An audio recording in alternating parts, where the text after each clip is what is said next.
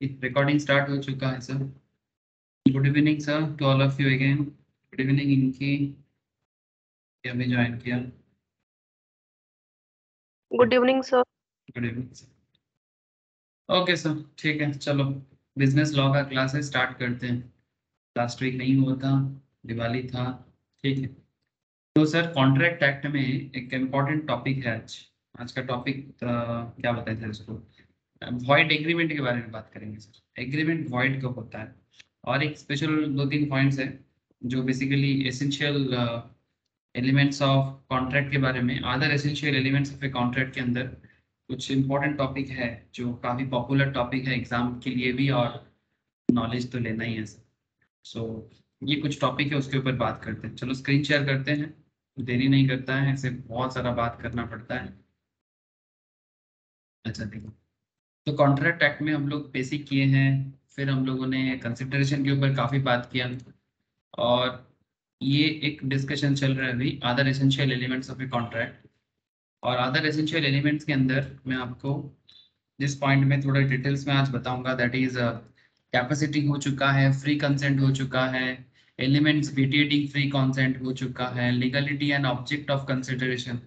Legality of object and consideration मतलब हम लोग ऐसे किसी चीज का कॉन्ट्रैक्ट नहीं कर सकते सर जिसका ऑब्जेक्ट, मतलब अगर आपका ऑब्जेक्ट मतलब क्या, बंगाली में हम लोग क्या बोलते हैं, हिंदी में उद्देश्य, ठीक है, हिंदी में भी बोलते हैं सर, मतलब आपका जो लक्ष्य है, लक्ष्य क्या, इलीगल काम करना है, तो इलीगल चीजों का अगर ऑब्जेक्टिव है, इलीगल अगर कंसिडरेशन है, कंसिडरेशन मतलब समथिंग इन रिटर्न, ठीक है, मतलब आप किसी को कुछ दे रहे हो, बदले में किसी से कुछ ले रहे हो, मतलब देखो सर दुनिया लेन देन पे चलता है ना। बिजनेस का क्या खेल चलता है सर, लेन देन, है ना। The business world is all about लेन देन। सो लेन देन के चक्कर में समथिंग इन रिटर्न हो जाता है। आप मुझे कुछ दो, बदले में मैं आपको कुछ देता हूँ। आप कंपनी के लिए जॉब करोगे तो कंपनी आपको सैलरी देगा, है ना। बड़ा सिंपल बात है। आप बिजनेस करोगे, किसी को कोई प्रोडक्ट बेचोगे तो बदले में आपको प्रोडक्ट का पेमेंट मिलेगा। आप किसी को कोई सर्विस प्रोवाइड करोगे तो बदले में आपको फीस मिलेगा, है ना। तो दुनिया लेन देन पे चलता है सर। आप इसका नाम आप जो भी देना चाहते हो दे दो, है ना।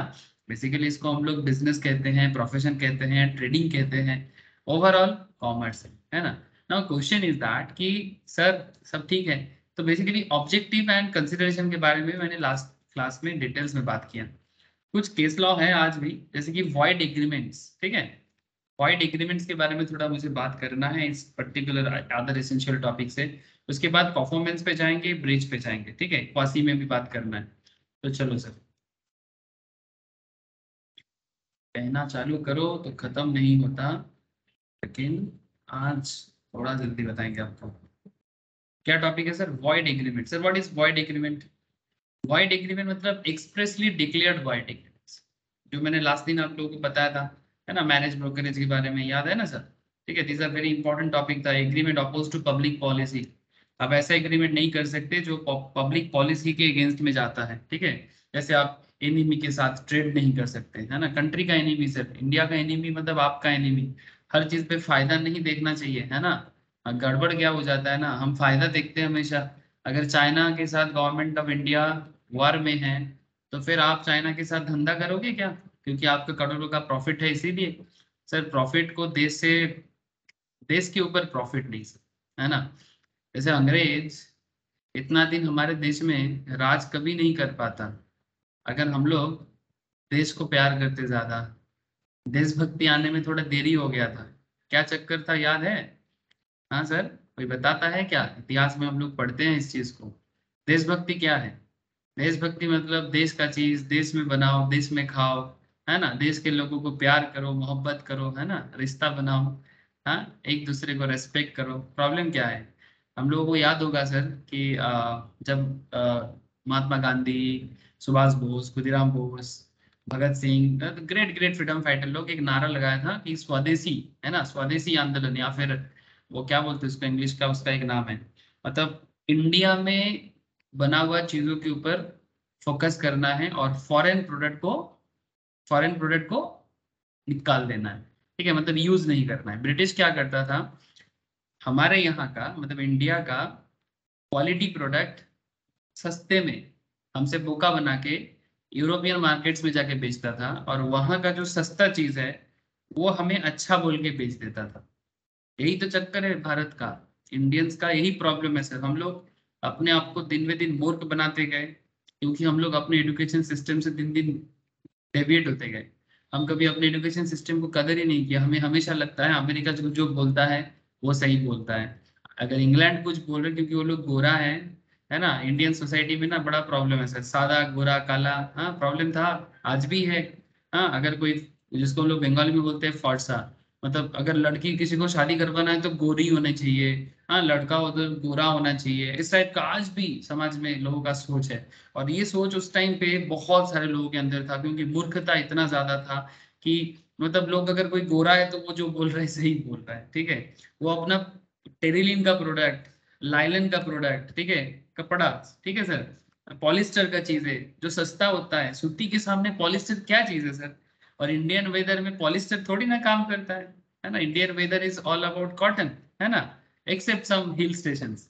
तो ये लोग क्या करता था, सस्ता वाला पॉलिस्टर हमारे देश में बेचता था, और हमारा कॉटन, मुस्लिम, बांग्लादेश का बड़ा फेमस है सर मुस्लिम, ठीक है, और भी बहुत सारी चीजें जो हमारा चीज था उसको, महंगा चीज था वो क्वालिटी चीज था, उसको लेके जाके फॉरेन में बेचता था। प्रॉब्लम तो वही है कि हम लोग, और यहाँ का जो बिजनेसमैन थे, जो राजा लोग थे, जमींदार लोग थे, ये 2 टका एक्स्ट्रा प्रॉफिट के लिए, ब्रिटिश कौन था सर, एनिमी था, बट हम अपने एनिमी के साथ ही ट्रेड करते थे। देशभक्ति कहाँ गायब हो गया था पता नहीं, और यही चक्कर है सर, एक देश को बर्बाद करने के लिए इतना काफी होता है, ठीक है। और इसी तरह से हम लोग बर्बाद होते गए सर, 400-500 साल से हम लोग बर्बाद होते गए। अब मैं आपको ये कहानी इसलिए नहीं वो याद दिलाया कि मैं आपको, आपका हिस्ट्री टीचर तो हूँ नहीं, तो मैं आपको इतिहास नहीं पढ़ा रहा था। मैं बस आपको इतिहास याद दिला रहा था कि ट्रेडिंग में एनिमी करने से प्रॉब्लम क्या है सर। प्रॉब्लम यही है कि आप फंस जाओगे, ठीक है, कंट्री फंस जाएगा। किसी एक का प्रॉफिट के चक्कर में पूरा देश को सफर करना पड़ता है। तो ये देशभक्ति लोगों के अंदर होना चाहिए सर, ठीक है, जिसको हम लोग बोलते हैं नेशनलिज्म, ठीक है, द आइडिया ऑफ नेशनलिज्म, ठीक है, हम एक देश है, एक भारत है, ये सोच होना चाहिए। नहीं तो प्रॉब्लम ना, सब अपना अपना फायदा का काम करता है और देश को अपने मर्जी से चलाने का कोशिश करते हैं, बस खत्म। और क्या, चलो, टाटा बाय बाय। ट्रेडिंग में तेली में ये सब एग्रीमेंट क्या है, अपोज टू पब्लिक पॉलिसी है। पब्लिक पॉलिसी क्यों, क्योंकि ये एक्चुअली देश के साथ गद्दारी हो जाता है। मैं काफी डिटेल्स में बात किया था सर, स्टिफलिंग प्रोसिक्यूशन, ठीक है, किसी को कोर्ट में जाने से रोकना, या फिर ऐसे बात है सर जिसमें स्टिफलिंग प्रोसिक्यूशन क्या होता है कि कोई चोरी किया है बट कोई गलत काम किया है, फिर पैसे से उसका गलत काम को रोक देना या फिर उसको छुपा देना, है ना, कंसील कर देना, ठीक है, जस्ट बिकॉज कि ठीक है, अ, कि चलो ठीक है पैसे लेके एडजस्ट कर लेते हैं। तो स्टिफलिंग प्रोसिक्यूशंस ये आप नहीं कर सकते, गलत तो गलत है सर, है ना, जो गलत करता है वो तो गलत है ना। जैसे यहाँ पर एक बहुत इंटरेस्टिंग एक एग्जांपल था, agrees to sell certain land to be in consideration of B abstaining from taking criminal proceeding against है। अगर कोई किसी के अगेंस्ट में कोई क्रिमिनल चार्जेस है जो कोर्ट में लेके गया था, तो बोलते ही तो मेरे अगेंस्ट में क्रिमिनल प्रोसीडिंग्स को हटा दो तो बदले में मैं तुमको ये जमीन बेच दूंगा, समथिंग लाइक दैट। तो इस तरह का डीलिंग्स अच्छा नहीं है सर, जिसमें किसी का दोष को ढकने का काम करते हैं। मेंटेनेंस एंड चैम्पर्टी बहुत इंपॉर्टेंट कॉन्सेप्ट है सर इंडियन लॉ में। मेंटेनेंस एंड चैम्पर्टी मतलब किसी और का केस कोई और लड़वाएगा, ठीक है, क्या ये लीगल है, हाँ सर लीगल है, अगर किसी का पर्सनल इंटेंशन बोनाफाइड है तो। Something like champerty and maintenance क्या होता है, मानो दो लोगों के बीच में कोई प्रॉपर्टी डिस्प्यूट है, ठीक है, मानो कि एक फैमिली में 3 इंसान, तीन तीन फैमिली मेंबर हैं, उसमें से एक फैमिली मेंबर थोड़ा सा रिच है, ये सब बोला हुआ है क्लास में, फिर से एक बार याद दिला रहा हूँ आपको। एक फैमिली मेंबर थोड़ा रिच है, लेकिन दोनों जो बाकी मानो ए बी सी, उसमें ए रिच है, बी और सी थोड़ा सा मिडिल क्लास है, लेकिन बी और सी में जो लड़ाई चल रही है इसमें सी थोड़ा सा वीक है, ठीक है। अब सी के कोर्ट में केस नहीं लड़ सकता, लेकिन सी को सपोर्ट ए करना चाहता है क्योंकि ए के पास पैसा भी है और ए देख रहा है कि इस केस में सी को एक हक होना चाहिए उसका। तो बी और सी के केस में अगर ए साइड से सपोर्ट देता है सी को, और इसमें ए का मेंटेलिटी जो है ना, सी को लूटने का नहीं होना चाहिए, ठीक है, लूटने का, हाँ उसमें वो भाग जरूर ले सकता है, ठीक है, उसके अंदर कोई उन लोगों के बीच में कोई सेटलमेंट हो सकता है कि भाई अगर केस जीतेंगे, अगर मैं तुमको सपोर्ट करूंगा बदले में मुझे कुछ हिस्सा या कुछ समथिंग दे देना, बट आपका मेंटेलिटी में ना उसको पूरा सी को पूरा खत्म कर देने का जो इरादा है, ठीक है, ऐसा नहीं होना चाहिए। ठीक है, ये कैसे पता चलेगा sir? These are subject to court discussions. ये कोर्ट में जो जज होते हैं, जो लॉयर्स होते हैं, वो देख लेता है, उनके पास सब समझ होता है सर। ठीक है, तभी जाके वो कोर्ट में लॉयर बनते हैं, कोई जज बनता है, क्योंकि they have a very proper sound knowledge about the societies mentality होता है सर। जानबूझ के भी ये लोग कई बार गलत करते हैं, that's a different part, profession का मैटर है। बट उनको समझ शुरू के दिन से, जब कोर्ट में कोई केस लेके जाता है ना, जो जज होता है ना, उसको पहले दिन से पता होता है कि कौन गलत है कौन सही है। सीरियसली, वो पहले दिन ही समझ जाता है ऑलमोस्ट इन मैक्सिमम केसेस, क्योंकि वो केस देख के उनको उन लोगों का ना एक्सपीरियंस होता है, they easily they will understand. चलो सर ठीक है, ये सब हो चुका है, मैं और इस पे बात नहीं करूंगा। मैं बात जो करूंगा दैट इज वॉइड एग्रीमेंट पे। ठीक है, वॉइड एग्रीमेंट क्या है, मतलब कौन सा एग्रीमेंट स्टार्टिंग दिन से वॉइड माना जाएगा। वॉइड मतलब क्या होता है? कैंसिल। ठीक है, जैसे कि मानो मेड बाय इनकॉम्पिटेंट पार्टीज। ठीक है, इनकॉम्पिटेंट पार्टीज सेक्शन 11 में बोला गया है सर कॉन्ट्रैक्ट एक्ट में, कि अगर कोई दोनों पार्टी इनकॉम्पिटेंट है, इनकॉम्पिटेंट इन द सेंस या तो माइनर है या तो पागल है ना। पागल के साथ कॉन्ट्रैक्ट नहीं हो सकता सर। माइनर मतलब 18 साल के नीचे वाला कोई बच्चा या इनके साथ कॉन्ट्रैक्ट नहीं हो सकता। ठीक है, अगर कोई करेगा तो वो वॉइड है। ठीक है, agreement in restraint of marriage, किसी को शादी करने से रोकना। ठीक है, अगर वो बालिग है। ठीक है, सेक्शन 26, सेक्शन 26 अगर वो एडल्ट है तो आप उनको शादी से नहीं रोक सकते। सर आजकल तो बहुत लोग ऐसे करते हैं, तो क्या माँ पापा रोक नहीं सकते? सर समझा सकते हैं, रोक तो नहीं सकते। ठीक है, समझा सकते हैं। अगर वो लोग साउंड वे में सोच सकता है, माँ बाप समझा सकता है कि बेटा ये तेरे लिए अच्छा नहीं होगा, कि बेटी ये तेरे लिए अच्छा नहीं होगा। ठीक है, काउंसलिंग कर सकता है, परिवार का मैटर है ऑब्वियसली, नो डाउट डिस्कस करेगा, बात करेगा, सही गलत का समझ देगा, बट रोक नहीं सकता। ठीक है, अगर अगर कोई एडल्ट है, लड़का है तो 21, लड़की है तो 18, आजकल लड़कियों का भी एज बढ़ा के 21 कर दिया गया सर, है ना सर, ये रिसेंट चेंजेस है। अभी लड़की का भी मैरिज एज 21 हो चुका है। ठीक है, जो पहले 18 था, क्योंकि कॉलेज खत्म होते होते तो 21-22 हो ही जाता है। तो इंडिया अभी काफी बेहतर हो चुका है, आजकल लड़कियों को भी पढ़ने का मौका मतलब काफी बेहतर हो चुका है। तो ऐसे केस में मतलब माँ बाप को भी मौका मिल जाता है कि नहीं 18 हो चुका है, शादी दे दो, क्योंकि वो जमाना अलग था, अभी जमाना अलग है। जो भी हो, agreement in restraint of marriage, agreement made under bilateral mistake of fact, last दिन ही कराया था section 20। Bilateral mistake of fact मतलब दोनों तरफ से मिस्टेक है। ठीक है, दोनों तरफ से। Section 20 agreement restraint of trade. Trade क्या है sir?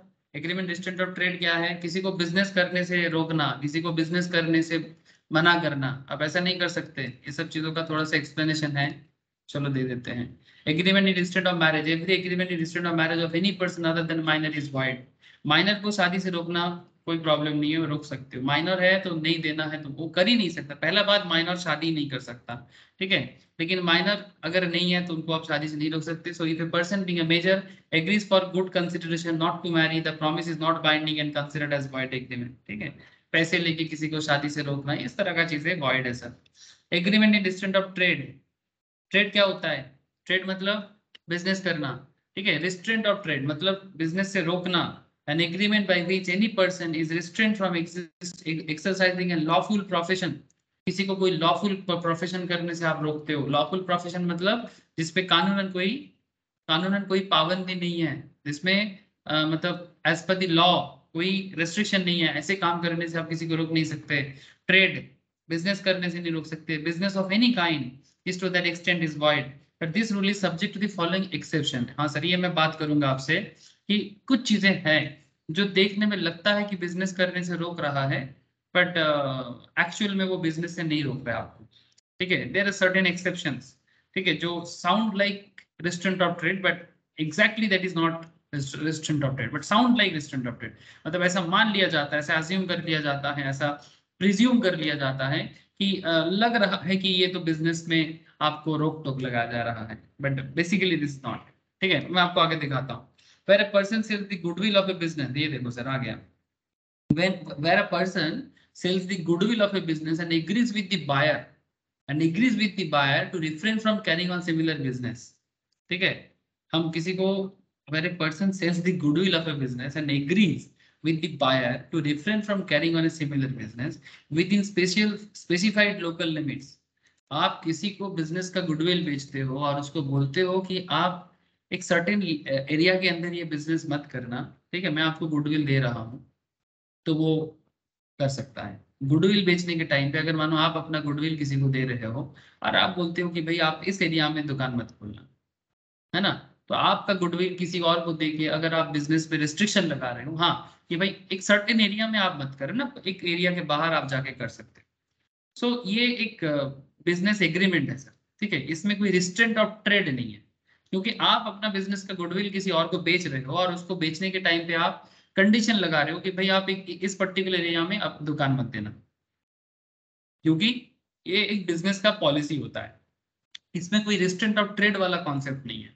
So long as the buyer और his successor in interest carries a like business there in such an agreement is valid. अगर बायर मतलब जो बिजनेस को बाय कर रहा है, जिसका जो गुडविल खरीद रहा है और जो बेसिकली बिजनेस को अभी न्यूली अपना रहा है सक्सेसर, ठीक है, in interest carries on like a business there in such an agreement is valid, और ऐसे एग्रीमेंट में कोई प्रॉब्लम नहीं है। So goodwill is the advantage enjoyed by a business on account of a public patronage and encouragement from habitual customer. अगर कोई किसी को अपना गुडविल देता है तो बेसिकली कस्टमर रिटेंशन, जो पुराना कस्टमर है वो उनके पास रहेगा। तो गुडविल हर बिजनेस का बहुत इंपॉर्टेंट होता है सर। तो अगर कोई किसी को गुडविल सेल करता है तो गुडविल सेल करने के साथ साथ ये जरूर बता सकता है कि भाई कुछ कंडीशन में जरूर लगा सकता हूँ, ठीक है। So the local limits within which the seller of the goodwill agrees not to carry on similar business must be reasonable, ठीक है। रीजनेबल बात करो कि भाई आप इस लिमिट के अंदर, जैसे मानो कि कंपनी चाहता है कि एक पर्टिकुलर कंपनी का बिजनेस एक सिटी में एक ही चले, ठीक है, तो कई बार आजकल होता है ना फ्रेंचाइज दिया जाता है ना, आप लोग फ्रेंचाइज मॉडल जानते हो सर? अरे सर जवाब दीजिएगा थोड़ा, आप लोग फ्रेंचाइज मॉडल बिजनेस जानते हो? जैसे मानो कि ये है आप लोग सर। का, हाँ, आजकल आप लोग यूट्यूब सुनते हो, काफी सारा बातें चलता है सर, जैसे ये एमबीए चाय वाला का बात बहुत फेमस हुआ है, गुजरात का बंदा है सर, ठीक है, प्रफुल्ल बिल्लोरे, ठीक है। लास्ट दिन मैंने इकोनॉमिक्स क्लास में एक बहुत अच्छा बात किया था सर, ये आपका किसके बारे में था वो, अरे नाम बताओ ना, वो एक कंपनी था ना, मान्यवर, है ना, इसके ऊपर मैंने एक केस स्टडीज करवाया था इकोनॉमिक्स क्लास में। मान्यवर एंड मोहे, ठीक है, ट्रेडिशनल वेयर में, इंडियन ट्रेडिशनल वेयर में काफी फेमस हुआ है और रिसेंटली इसका स्टॉक मार्केट में भी काफी डेवलपमेंट रहा है। रणवीर सिंह इसका एडवर्टाइजमेंट भी दे रहा है आजकल, ठीक है। So you all know these things. तो बेसिकली जब मान्यवर मोहे फ्रेंचाइजी मॉडल से बिजनेस करता है सर, ठीक है, एमबीए चाय वाला अपना चाय का जो दुकान खोलना है किसी को, तो एमबीए चाय वाला, जैसे मान्यवर मोहे का फ्रेंचाइज 50 लाख में मोटा मोटी मिलता है, मेरे को जितना खबर था।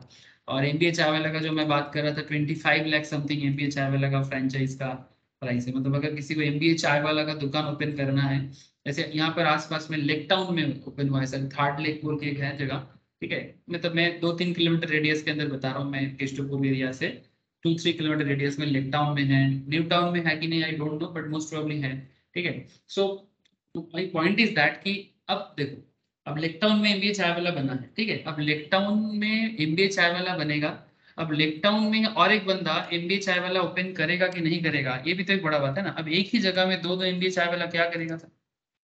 हाँ सर, तो कंपनी क्या करेगा इस केस में, ऐसा डिसीजन लेता है नॉर्मली, ठीक है। ये देखो मैं लेक टाउन लिख, ये देखो दिखा रहा है नियरेस्ट, ठीक है, ये देखो दिस वन, ठीक है, डाइन इन एमबीए चाय वाला, this is in lake town, ठीक है।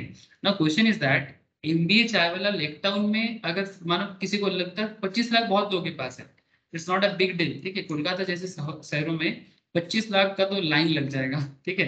अब फ्रेंचाइज लेके 25-50 लाख से आप बिजनेस कर सकते हो। ये थर्ड लेक है लेक टाउन में, थर्ड लेक के पास में ये एमबीए चाय वाला खुला है। अब मानो कि यहाँ पर बताया जा रहा है कि जो जब भी कंपनी फ्रेंचाइज देता है वो रेडियस बता देता है कि अगले 5 किलोमीटर रेडियस में और किसी को मैं दुकान ओपन करने नहीं दूंगा। आप लोगों को बात समझ में आ रहा है? तो क्या ये रिस्ट्रेंट ऑफ ट्रेड हुआ? बोलो हेलो, बात समझ में आ रहा है कि नहीं आ रहा है आपको? अगर एमबीए चाय वाला, यस सर। है ना, अगर एमबीए चाय वाला यहाँ पर ओपन हुआ है तो कंपनी ने डिसाइड किया, एमबीए चाय वाला ने, कि भाई लेक टाउन में अगर ओपन हुआ है तो अगला 5 किलोमीटर के रेडियस में और कोई कैफे में ओपन नहीं होने का, मतलब एमबीए चाय वाले के गुडविल पे। तो एमबीए चाय वाले बेसिकली किस चीज का दाम लेता है, ये जो फ्रेंचाइज पे चार्जेस लेता है किस चीज का दाम लेता है, गुडविल का ही तो दाम लेता है। 25 लाख हो, 50 लाख हो, what ever be the franchise. ये जो मियाँ मोरे आप लोगों को जानते पता हो, सब बहुत फेमस ब्रांड है, मियाँ मोरे, मॉन्जिनीस, है ना, ये सब क्या चलता है, फ्रेंचाइज मॉडल में चलता है। तो ये भी डिसाइड करता है कि एक एरिया में कितना मियाँ मोरे हो सकता है, ये कंपनी डिसाइड कर सकता है। ठीक है, कि हम इस पर्टिकुलर एरिया में मैं कितना मियाँ मोरे को प्रोडक्ट दुकान खोलने का फ्रेंचाइजी दूं। ठीक है, ऐसे हर बिजनेस का एक अपना चलता है। आप लोग जानते हो ना, मियाँ मोरे एक्चुअली महाराष्ट्र में बॉम्बे का कंपनी है सर, मियाँ मोरे। ठीक है, मियाँ मोरे। ठीक है, तो ये बड़ा ही फेमस केक शॉप है ना, जैसे अभी दिसंबर आ रहा है सर, है ना। इंडिया से हर फेस्टिव मनाता है, इंडिया एक ऐसा कंट्री है जहाँ पर फेस्टिव का कोई अभाव नहीं है। ठीक है, अभी अक्टूबर हम लोगों का इंडियन फेस्टिवल का मोड था, अब हम लोग मतलब हर देश का जो भी फेस्टिव्स है हम उसे भी अपना मानते हैं, यही तो है सर भारत। ठीक है, यही इसका खूबी है। चलो, अब मियाँ मोरे का बात क्या है सर, अब मियाँ मोरे अपना बिजनेस करेगा, अब मियाँ मोरे फ्रेंचाइज देगा। अब ये फ्रेंचाइज मॉडल के ऊपर बेस करके, ये देखो as of now order only serviceable नहीं, यहाँ पर कॉन्टेक्ट अस में ये देखो व्हाट्सएप सपोर्ट फ्रेंचाइज मॉडल के लिए अप्लाई किया जाता है सर, ये सब सिस्टम चलता है। Now question is very simple, कि कौन सा दुकानदार अपना गुडविल किसको बेचेगा और वो दुकान कहाँ पर लगाने के लिए बोलेगा, उस पर रेस्ट्रिक्शन लगाएगा कि नहीं लगाएगा, ये डिसीजन वो ले सकते हैं। लेकिन इसको आप रेस्ट्रिक्शन ऑफ ट्रेड नहीं बोल सकते। ठीक है, सेक्शन 27 ऑफ कॉन्ट्रैक्ट एक्ट इसके ऊपर डिटेल्स में बात करते हैं। आई होप कि आप लोगों को समझ में आ रहा है हर एक बात। ठीक है सर, तो basically the goodwill agrees not to carry on similar business must be reasonable, reasonable होना चाहिए कि भाई आप बिजनेस का गुडविल खरीदो बट एक रीजनेबल डिसीजन के बेसिस पे आप काम कर सकते हैं। रीजनेबल क्या होता है, ये भी मतलब एक बेसिक कॉन्सेप्ट है। ठीक है, मतलब एरिया वाइज। ठीक है, अब किसी एरिया में भीड़ ज्यादा है, अगर वो सोचते हैं कि मैं इस एरिया में दो दो मियाँ मोरे दूंगा, ठीक है, तो दे सकता है। ठीक है, अगर किसी को लगता है कि नहीं मैं इस एरिया में एक ही शॉप दूंगा 5 किलोमीटर के अंदर, तो वो भी दे सकते हैं, depending on the customer base company ऐसा डिसीजन लेता है। ये सब प्रैक्टिकल अप्रोच है सर, ये लॉ में ऐसे ही नहीं लिखा गया।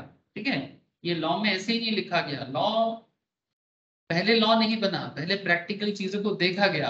ठीक है, फिर जाके उसके बेसिस में लीगल चीजों को ड्राफ्ट किया गया। बात को ध्यान से समझिएगा सर, पहले हम लोग प्रैक्टिकल लाइफ लीड करना चालू किए, फिर उसमें हम लोग डे बाय डे सिचुएशंस को देखे, प्रॉब्लम को देखे।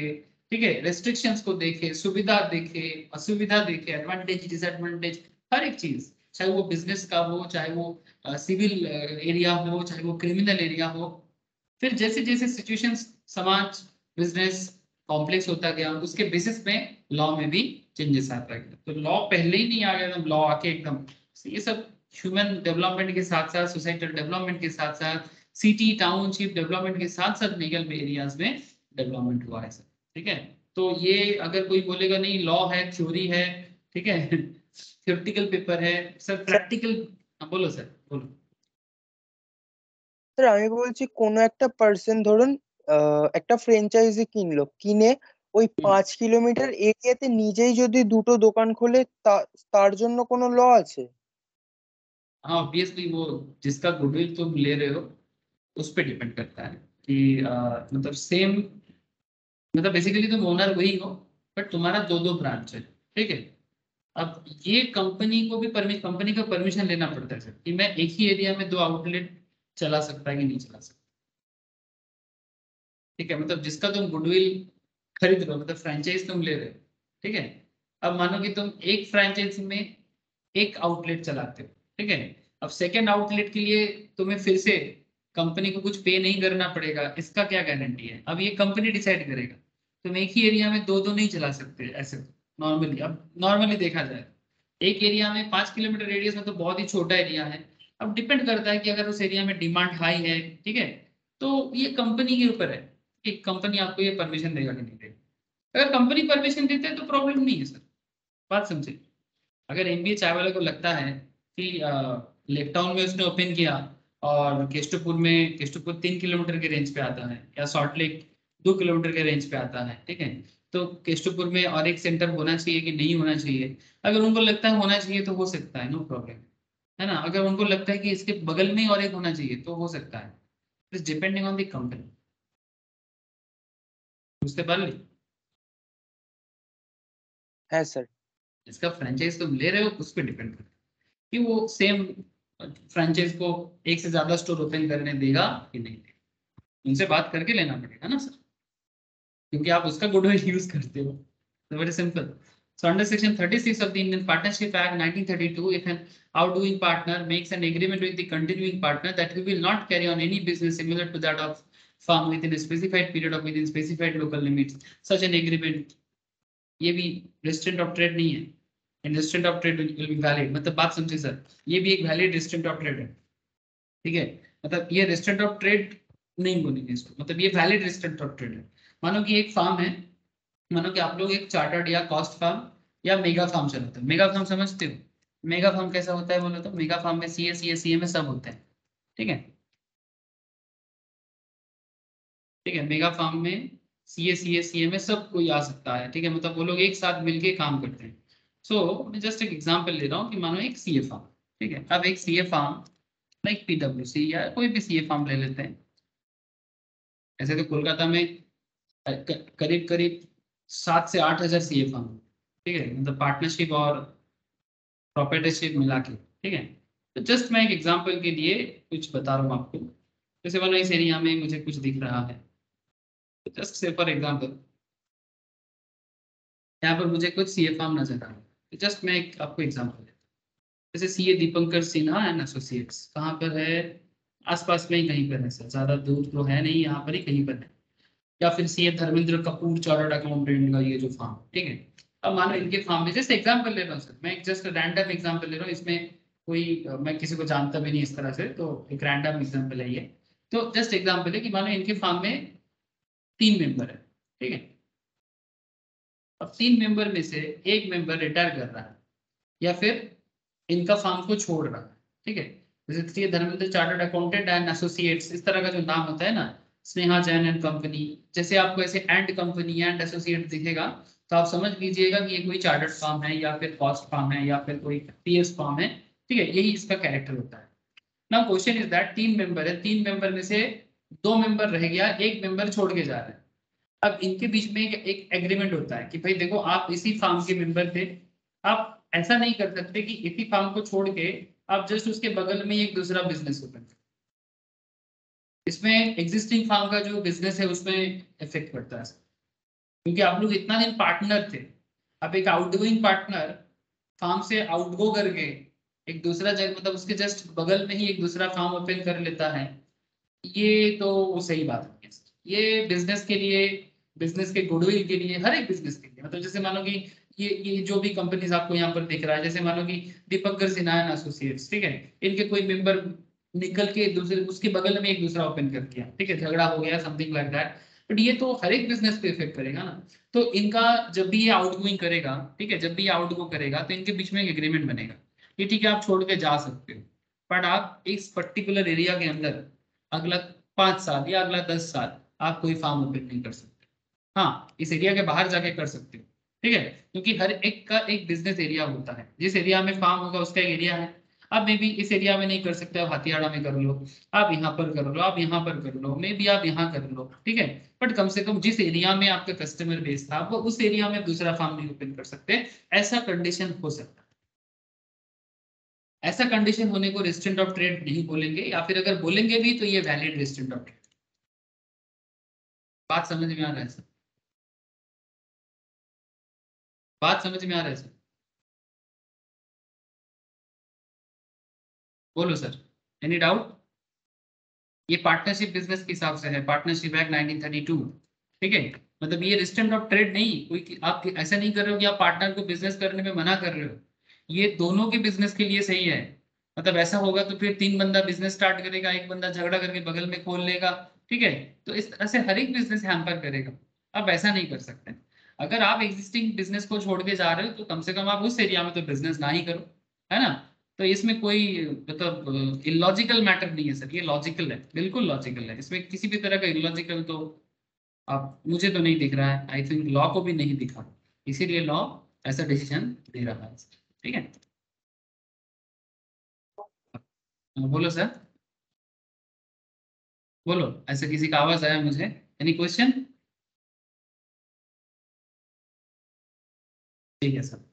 अच्छा, इसी तरह से और क्या है, like if the restriction imposes are reasonable, हाँ ये बात भी है, रीजनेबल है ना, मतलब उल्टा सीधा बोलने से नहीं होगा कि भाई आप कभी नहीं खोल सकते, या फिर 10 किलोमीटर के अंदर नहीं खोल सकते, 20 किलोमीटर के अंदर नहीं खोल सकते, तो फिर बंदा जो आउटगो कर रहा है वो खाएगा क्या? हाँ, उसका घर कैसे चलेगा, उसका पेट कैसे भरेगा, वो अपने फैमिली को कैसे संभालेगा? तो एक रीजनेबल कॉन्सेप्ट होना चाहिए। ठीक है, जैसे आप लोगों को पता है अंबानी और अदानी के बीच में एक डील हुआ था। ठीक है, अंबानी अदानी नहीं, सॉरी, अंबानी ब्रदर्स। ठीक है, Ambani brothers deal, I don't know, मुझे मिलेगा नहीं शायद, अभी बहुत पुराना बात है। अंबानी ब्रदर्स एक डील बना था इनके बीच में।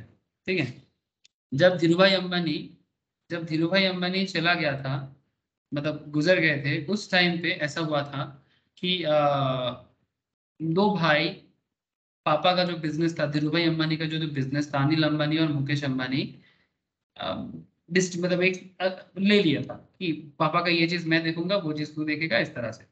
तो 2001 या 2002, मोस्ट प्रोबेबली, एग्जैक्टली डेट मुझे याद नहीं है। ठीक है, तो धीरूभाई अंबानी के डेथ के बाद दोनों भाई तो डिस्ट्रीब्यूट तो कर लिया। अब उसी बीच में मुकेश अंबानी, ये जो आज जियो फोन आया ना सर मार्केट में, ये जियो फोन बहुत पहले ही आने वाला था।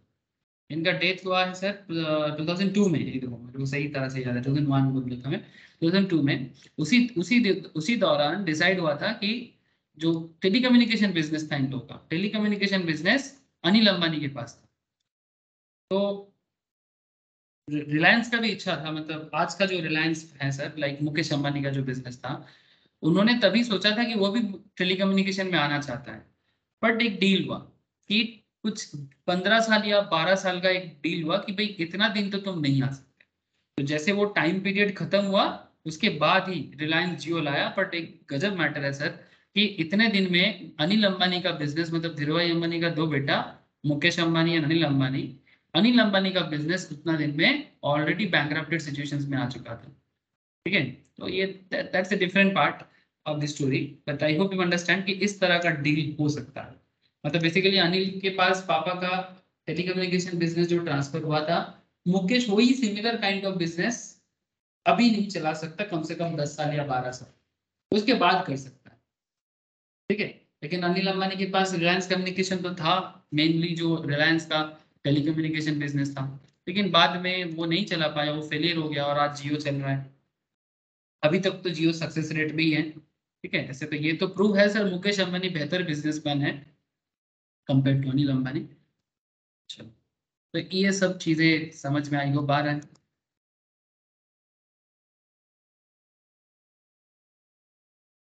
यहाँ पर कुछ और एग्जांपल है, physicians and surgeon employs a as an assistant from a term of 3 years. A physician and a surgeon employs A as an assistant for a term of 3 years. And A agrees not to practice as a surgeon and physician during these 3 years. मतलब basically ए भी एक surgeon ही है, but वो new कमर। ठीक है, वो new कमर, new entrance है, अभी अभी जस्ट पास करके आया है, तो अभी वो जॉब कर रहा है। ठीक है, किसी के हॉस्पिटल्स में जॉब कर रहा है। तो जब तक वो जॉब करेगा, 3 साल का एग्रीमेंट है, उतने दिन के अंदर वो प्रैक्टिसिंग सर्जन, ठीक है, या फिजिशियंस नहीं बन सकता, वो बी के एम्प्लॉय बन के ही काम करेगा। ये इनके बीच में डील है, क्योंकि देखो सर, दोनों एक्सपर्ट्स हैं। ठीक है, दोनों एक्सपर्ट्स है, ये न्यू है तो क्या हुआ, बट वो भी अपना प्रैक्टिसिंग मेडिकल फार्म ओपन कर सकता है। ठीक है, तो ये एग्रीमेंट वैलिड है and can be restrained by an injunction if he starts independent practice during this period. ठीक है, ये इंजंक्शन सही है। ठीक है, अगर वो स्टार्ट करता है तो बी इंजंक्शन लगा सकता है, क्योंकि बी के साथ एक ऐसे डील हुआ है कि अभी तुम 3 साल मेरे पास जॉब करोगे, बदले में मैं तुम्हें एक सर्टेन अमाउंट ऑफ सैलरी दूंगा, जो उनके बीच में ऑलरेडी सेटलमेंट होगा। But during the job period a दूसरा कोई प्रैक्टिसिंग फार्म या मतलब अपना पर्टिकुलर सर्जन का प्रैक्टिस या फिजिशियंस का प्रैक्टिस स्टार्ट नहीं कर सकता। इसमें कोई प्रॉब्लम नहीं है। अगर करेगा तो BA के अगेंस्ट में कोर्ट में केस कर सकता है और उस पर इंजंक्शन लगा सकता है। इंजंक्शन मतलब रोक टोक लगा देना, ठीक है। लॉ कुछ नहीं करता, रोक लगा देते हैं, आगे नहीं चलेगा काम। ऐसा बड़ा सिंपल सिंपल बिजनेस कॉन्सेप्ट है सर। हम लोग ऐसे देखते हैं हमारे आसपास में, सोसाइटी में रेगुलर मैटर हो चुका है ये सब चीज, ठीक है। तो जो कुछ भी होता है as per the contract act होता है। An agreement by a manufacturer to sell during a certain period his entire production to a wholesale merchant is not in restraint of trade. ध्यान से सुनना सर।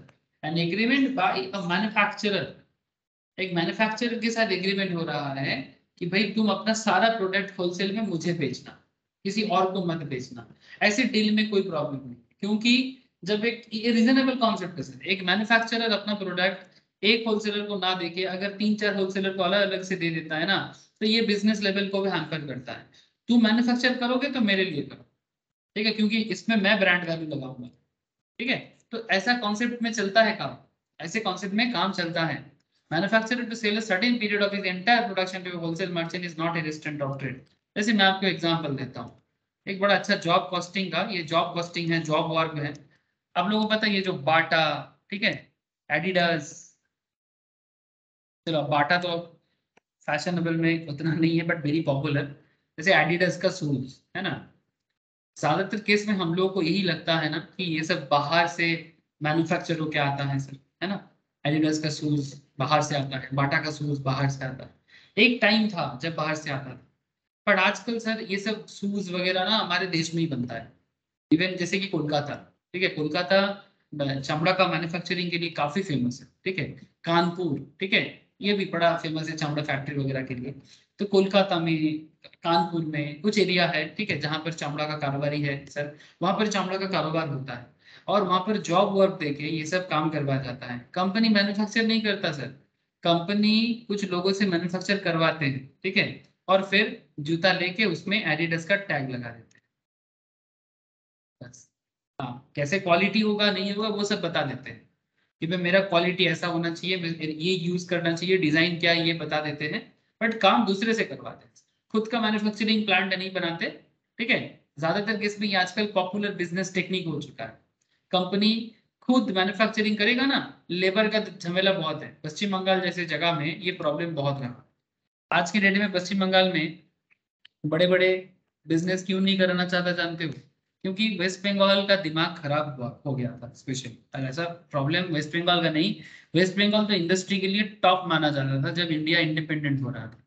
बट प्रॉब्लम है ये है sir कि जैसे कोई बड़ा सा मैन्युफैक्चरिंग एंटिटी ओपन कर देता है ना, अब लोगों को नजर लग जाता है, ठीक है। नजर लगना कैसे होता है कि मानो कि आपके पास पैसा भी है, आपके पास बुद्धि भी है, लेकिन आप अपना एक बिजनेस ओपन करना चाहते हो, एक मैन्युफैक्चरिंग फैक्ट्री बनाना चाहते हो।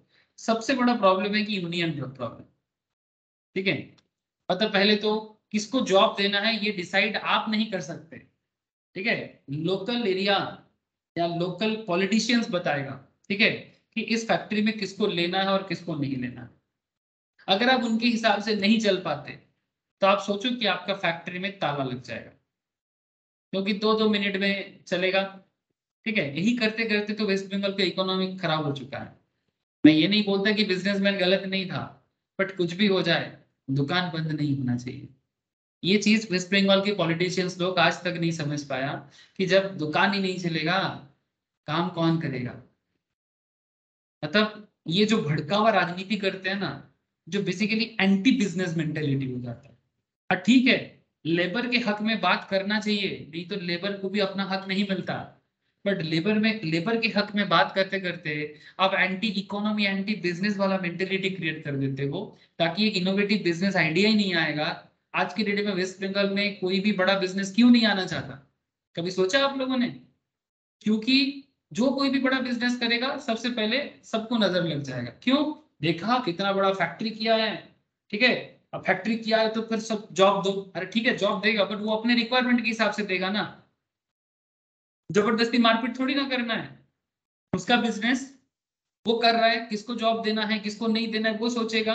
हाँ ठीक है, कुछ बेसिक लेवल ऑफ अंडरस्टैंडिंग जरूर हो सकता है कि जिस लोकल एरिया में करोगे इस लोकल एरिया में कुछ लोगों को लेना है, बट वो डिसाइड करेगा ना। बात बात में यूनियन बजी थोड़ी ना करना है, बट यही तो प्रॉब्लम है ना सर। इसीलिए वेस्ट बंगाल में लोग बिजनेस करने में डरता है, बड़ा फैक्ट्री बनाने में डरता है, और इसीलिए ये सब जॉब वर्क कॉन्सेप्ट बड़ा डेवलप हो चुका है। अनऑर्गेनाइज वे में कंपनी क्या करता है, लोगों को काम दे देता है, उसी से उसका चलता है। मतलब नहीं तो वेस्ट बंगाल मैन्युफैक्चरिंग के लिए ना मतलब टॉप क्वालिटी था sir, not just West Bengal. At the time of independence जब भारत स्वाधीन हुआ था, पूरा बंगाल एरिया जो था ना, ये एग्रीकल्चर से, इंडस्ट्री से, हर एंगल से इंडिया का टॉप स्टेट में आता था। इसका इकोनॉमी आज भी स्ट्रांग है, बट उन दिनों और ज्यादा स्ट्रांग था, और ज्यादा स्ट्रांग। बट दुख यही है सर, किसी का नजर लग गया, जो भी हो। आई होप की नजर जल्दी जल्दी उतर भी जाएगा। ठीक है, देखो, तो आई थिंक आपको समझ में आ रहा है सर बिजनेस लेवल में क्या क्या चलता है। तो मैन्युफैक्चरर अगर किसी को बोलता है कि भाई एंटायर प्रोडक्शन मुझे देना है, किसी और को मत बेचना, ऐसा बोलना रिस्ट्रेंट ऑफ ट्रेड नहीं। अगर हाँ रिस्ट्रेंट ऑफ ट्रेड है तो फिर वैलिड रिस्ट्रेंट ऑफ ट्रेड है, ठीक है, इसमें कोई problem. Agreement among the sellers of a particular commodity not to sell the commodity for less than a fixed price is not an agreement in restraint of trade। ये भी तो एक interesting point है ना। कंपटीशन कमीशन वगैरह बैठते हैं इसके ऊपर कि भाई मेरा प्रोडक्ट मैं तुमको बेचने के लिए बोलता हूँ, बट कितने दाम पे बेचोगे इस पे मैं एक रेस्ट्रिक्शन लगाऊंगा कि भाई इसके कम दाम पे तुम मत बेचना। इसको लेके एक बहुत बड़ा प्रॉब्लम क्रिएट हुआ था। मैं आपको बताता हूँ क्या हुआ था। कुछ ब्रांडेड प्रोडक्ट को लेके हुआ था।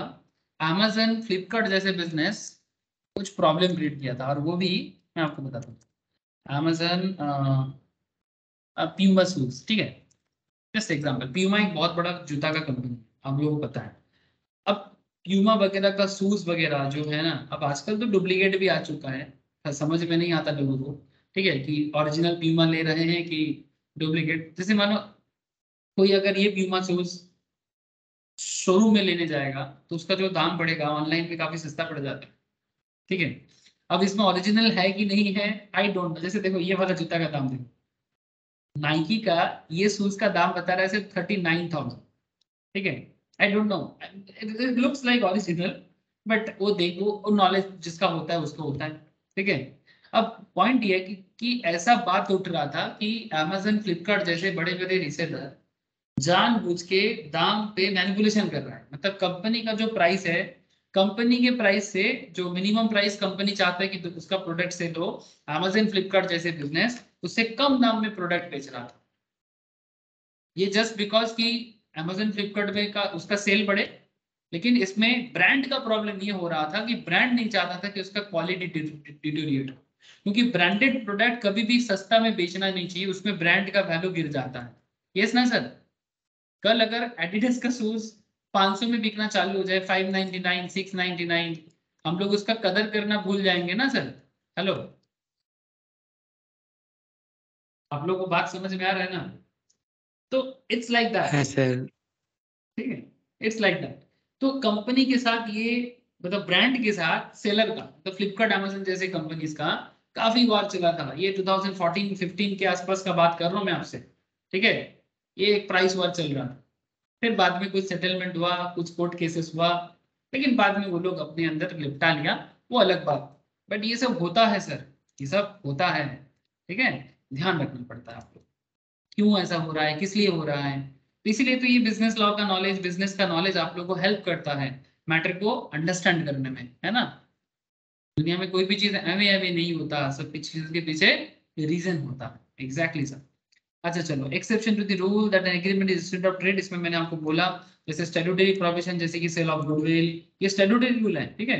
Indian Partnership Act 1932, LLP Act 2008, मतलब ये भी पार्टनरशिप का न्यू लॉ है। मैं बहुत जल्दी स्टार्ट करूंगा ये एलएलपी एक्ट।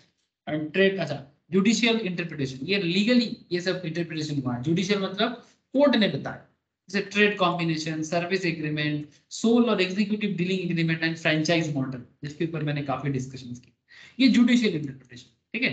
तो कुछ लॉ मतलब कुछ प्रैक्टिकली जुडिशियली इफेक्ट हुआ, और कुछ लीगली स्टैट्यूटरी। स्टैट्यूटरी मतलब मानना तो पड़ेगा, लॉ बोल दिया, ठीक है। गुडविल सेल करोगे तो रेस्ट्रिक्शन लगा दो। पार्टनरशिप पार्टनर से पार्टनर कोई निकल जाएगा कि अलग फार्म करेगा कि अलग बिजनेस बनाएगा, रेस्ट्रिक्शन लगा दो, ठीक है। जरूर लगा दो सर, नहीं तो पार्टनर तो आज पार्टनर बनेगा, फिर बिजनेस का नॉलेज सीख के फिर आपके बगल में बैठ के आपके बिजनेस को ही हैम्पर करेगा। ऐसा थोड़ी होता है सर, ऐसा थोड़ी होता है। आप दो तीन दोस्त मिलके एक पार्टनरशिप बिजनेस स्टार्ट किए, कुछ दिन बाद आपका ही दोस्त, उसको बिजनेस का कुछ नॉलेज नहीं था, जैसे ही नॉलेज हो गया, बिजनेस का नॉलेज पता चल गया, कस्टमर बना लिया, बगल में दुकान खोल के आपका बिजनेस को खत्म कर देगा, है ना सर? ऐसा ऐसा करता है। कुछ कुछ लोगों के मन में इतना पाप होता है, ठीक है, इसको बोलते हैं पापी आत्मा, ठीक है। ठीक है, आपके पास नॉलेज नहीं था, नॉलेज जिनसे लिया, फिर बाद में अपने ही दोस्तों को धोखा, अपने ही पार्टनर्स को धोखा, तभी तो प्रॉब्लम है सर। ठीक है, ये जो लोगों का मेंटेलिटी है ना, सेल्फिश मेंटेलिटी। करप्शन क्या है पता है आप लोगों को? What is the basic difference between corruption और नॉन करप्शन का बेसिक डिफरेंस क्या है? करप्शन मतलब बेसिकली सेल्फ सेंटरिंग का, मतलब जो बंदा सिर्फ अपने बारे में सोच के करते वही करप्शन है, और जो सबके बारे में सोच के काम करते वो करप्शन नहीं है। सिंपल बात है, ठीक है। आप अगर वही काम बड़ा लोग सबके बारे में सोचो, जैसे तीन दोस्त मिलकर पार्टनरशिप चालू किया, वो तीनों दोस्त अपने बीच अपने बारे में नहीं सोच के, सिर्फ सिंगल इंडिविजुअल के बारे में ना सोच के फार्म के बारे में सोचता, तीनों फ्रेंड के फैमिली के बारे में सोचता, तो वो करप्शन नहीं करता। ठीक है, जब भी वो अपने बारे में सोचना चालू कर दिया वो करप्टेड हो गया। ठीक है, करप्शन का बस यही है, सेल्फिशनेस इज करप्शन। कभी सोचोगे तो समझ में आ जाएगा, ठीक है। और सेल्फलेसनेस इज नॉन करप्शन। ठीक है, जैसे ये पॉलिटिकल पार्टी का जो नेता लोग करप्शन करता है, ठीक है, ये क्यों, ये करप्शन क्यों? अगर देखो, ये अगर सबकी भलाई पे काम करता है तो ये करप्टेड नहीं होता, ये अच्छा नेता बन जाता। बट ये सिर्फ अपनी भलाई और अपने फैमिली मेंबर्स की भलाई पे काम किया, ठीक है, ठीक है, वो करप्शन है। बस यही बात है सर, सेल्फिश नहीं, सेल्फलेस होने से ही बात बन जाए। Agreement in restaurant of legal proceedings, है ना, ये इसके ऊपर मैंने लास्ट दिन में बताया था, किसी को लीगल प्रोसीडिंग से रोकना, सेक्शन 28, है ना। Agreement in restaurant of legal proceeding is done is the one on which any party there to be restricted absolutely from enforcing his rights under a contract to a court, or which abridge the usual period of starting legal proceedings. A contract of this nature is void. मतलब आप किसी को court में जाने से नहीं रोक सकते, वो उसका फंडामेंटल राइट है। कोर्ट में जाना सबका फंडामेंटल राइट है, लेकिन लोगों को डरा के धमका के, हाँ, ये सब होता है सर, ये प्रॉब्लम है। बड़े लोगों का, मतलब उसे बोलते हैं पैसे वाले का कम पैसे वाले के ऊपर अत्याचार, ठीक है। बाहुबली कल्चर जो होता है पैसा का, आजकल बाहुबली क्या ताकत का थोड़ी है, पैसा का है, ठीक है। मेरे पास पैसा है तो मैं कुछ भी करूंगा, ये दिन बहुत जल्दी खत्म हो जाएगा। Agreement the meaning of which is uncertain, section 29, जिस चीज का मतलब क्लैरिटी नहीं है ना, उस चीज का कॉन्ट्रैक्ट नहीं बन सकता। इसका एग्जाम्पल मैंने पहले भी दिया, तो ये वॉइड एग्रीमेंट है स्टार्टिंग से ही। अगर मतलब ही क्लियर नहीं है किस चीज का बिजनेस होने वाला है, किस चीज का कॉन्ट्रैक्ट होने वाला है, वो बात आगे बढ़ ही नहीं सकता। He agrees to sell me 100 tons of oil. There is nothing whatever to show what kind of oil was intended. कौन सा तेल का बात कर रहे हो भाई? सर पे लगाने का तेल, खाने का तेल, या फिर गाड़ी चलाने का तेल? कौन सा तेल? तेल तो बहुत कुछ है, सर पे भी लगाते हैं, है ना, खाने मतलब खाना भी खाते हैं, गाड़ी भी चलाते हैं, कौन सा तेल? क्लियरली बोलो भाई, ठीक है। The agreement is wide for uncertainty, but the agreement would be valid if A was dealer only in coconut oil. हाँ सर, ये बात ध्यान से सुनो। एक कोकोनट ऑयल के डीलर के साथ बात करोगे तो ऑब्वियसली वो कोकोनट तेल बेचने का ही बात करेगा ना, सेंस भी लगाना चाहिए। कोकोनट तेल वाले तो पेट्रोल नहीं बेच सकता, या फिर कोकोनट ऑयल का डीलर जो है वो जरूर सनफ्लावर नहीं बेचेगा, आपको पता होना चाहिए, है ना। तो ये कॉमन सेंस है। कोकोनट ऑयल डीलर आपको कोकोनट ऑयल का ही बात करेगा। बड़ा बाजार में जाओगे ना, कभी बड़ा बाजार विजिट करोगे तो वहां पर आपको पता चलेगा सिंगल लोग सिंगल प्रोडक्ट का ही बिजनेस करता है। अगर आप राइस का डीलर हो तो आप सिर्फ राइस में डील करते हो, अगर आप कोकोनट ऑयल में डील करते हो तो सिर्फ कोकोनट ऑयल में डील करते हो। जरूरी नहीं है आपको अलग अलग प्रोडक्ट में डील करने का, सिंगल प्रोडक्ट बेच के ही आप पागल हो जाओगे, समय ही नहीं दे पाओगे। ठीक है, ऐसा ही होता है। बड़ा बाजार होलसेल मार्केट इसीलिए है, एशिया का लार्जेस्ट मार्केट में से एक है सर। ठीक है, एक जमाना था जब एशिया का लार्जेस्ट हुआ करता था कोलकाता का बड़ा बाजार, बट क्योंकि वही समय के साथ साथ अपने आप को अपग्रेड ना करने के कारण कोलकाता का बड़ा बाजार मार्केट अभी, मतलब मार्केट अभी भी है, बट इसमें डेवलपमेंट का जो एरिया है ना वो थोड़ा कम हो गया है। ये प्रॉब्लम है। कोलकाता बड़ा बाजार इट्स ए बिग मार्केट, क्या नहीं मिलता बड़ा बाजार में? मिलता है सिर्फ चीज नहीं है, ठीक है। लेकिन बात यही है कि इस एरिया में, ये जो एरिया दिख रहा है ना सर, ये पूरा एकदम यहाँ से लेके ये पूरा एरिया देख रहे हैं ना, बहुत बड़ा मार्केट है, largest wholesale market in in in in Asia, even अगर वर्ल्ड भी बोला जा सकता है, ठीक है। बट प्रॉब्लम यही है कि मार्केट में ना मतलब जो समय के साथ साथ जो थोड़ा सा सोचना चाहिए था वो नहीं हो पाया ड्यू टू एनी रीजन। इसमें मैं किसी को दोष तो नहीं दे सकता, बट ये अगर समय के साथ थोड़ा संस्कार होता, थोड़ा इसमें टाइम टू टाइम डेवलपमेंट किया जाता, तो आज ये मार्केट में और ज्यादातर बिल्डिंग तो भी ऐसा लगता है कि अभी सर पे गिर जाए, ऐसा हालत है। जो भी हो, आई होप आपको समझ में आता है। तो बेसिकली यही बात है सर कि कौन सा डीलर काम कर रहे हैं। तो कोकोनट ऑयल वाले अगर आपको बोले कि मैं तेल बेचूंगा तो कोकोनट ऑयल का बात कर रहे हैं, because in such it's meaning would be capable of being made certain. ठीक है, ये सर्टेन हो जाता है। पेट्रोल पंप पे जाके सरसों तेल मांगते हैं क्या? हाँ सर, पेट्रोल पंप पे जाके अगर हम बोलते हैं तेल दे दो तो कौन सा तेल का बात कर रहे हो? है ना, हम लोग बोलते हैं दादा 100 लीटर तेल दे, ऐसा बोलते हैं। ठीक है, 1 लीटर तेल दे दो, कौन सा तेल? सरसों तेल डालेगा क्या आपकी गाड़ी में? पेट्रोल का डीलिंग करते तो पेट्रोल ही डालेगा। हाँ ठीक है, कोई बोलेगा सर डीजल भी डाल सकता है। अरे वो सिमिलर सेंस में है। वो कौन सा गाड़ी है देख के समझ जाते हैं ना, डीजल दे दो कि पेट्रोल दे दो। ठीक है, ओके। पर वहां पर भी वही वो चीज होना चाहिए। ठीक है, कि पेट्रोल देना कि डीजल देना। अगर डीजल गाड़ी में पेट्रोल डाल दोगे तो गाड़ी नहीं चल पाएगा, है ना, या पेट्रोल गाड़ी में डीजल डाल दोगे तो भी दिक्कत है, क्योंकि इंजन उसकी हिसाब से बना हुआ होता है। ठीक है, कि कौन सा इंजन डीजल से चलेगा, कौन सा इंजन पेट्रोल से चलेगा, वो गाड़ी के मैन्युफैक्चरिंग पे डिपेंड करता है। तो देयर इज अनदर एग्रीमेंट जो पहले से वॉइड हो जाते हैं, that is wagering agreement. Sir wagering क्या होता है? अरे बोलो सर, इंडिया पाकिस्तान मैच या इंडिया साउथ अफ्रीका मैच में कौन कौन पैसा लगाया? पैसा लगाए थे सर आप लोग ड्रीम इलेवन, या फिर ऐसे नॉर्मली होता है ना? अरे बेटिंग सर, बेटिंग। हाँ, बेटिंग होता है कि नहीं होता? बोलो, बेटिंग क्या होता है? इंडिया जीतेगा तो 2 लाख मेरा, पाकिस्तान जीता तो 3 लाख। हाँ चलता है सर। हाँ बोलो सर। হ্যাঁ স্যার। हाँ सर, वेरी गुड। तो बेसिकली ये वेजरिंग एग्रीमेंट है। ये जो इंडिया जीतना पाकिस्तान जीतना, ठीक है, कल बारिश होगा कि नहीं होगा, हाँ, कल बारिश होगा कि नहीं होगा, इस तरह का डील अगर आप करोगे तो बारिश हुआ तो तुम मुझे पैसा देना, बारिश नहीं हुआ तो मैं तुम्हें पैसा दूंगा। ये जो एग्रीमेंट का बात मैं कर रहा हूँ ना आपसे, ये सब वेजरिंग एग्रीमेंट है। An agreement by way of wager is void. It's an agreement involving payment of a sum of money upon the determination of an uncertain event.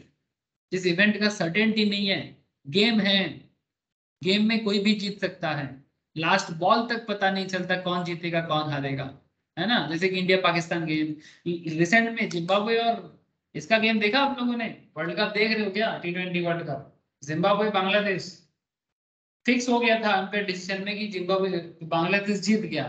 ठीक है, लेकिन फिर से मैदान पे उतारना पड़ा क्योंकि पता चला कि लास्ट बॉल नो बॉल का था। ऐसा ऐसा ऐसा सिचुएशन आया है sir.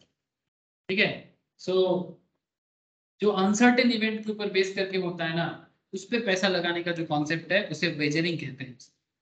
The essence of a wager is that each side should stand to win और लूज।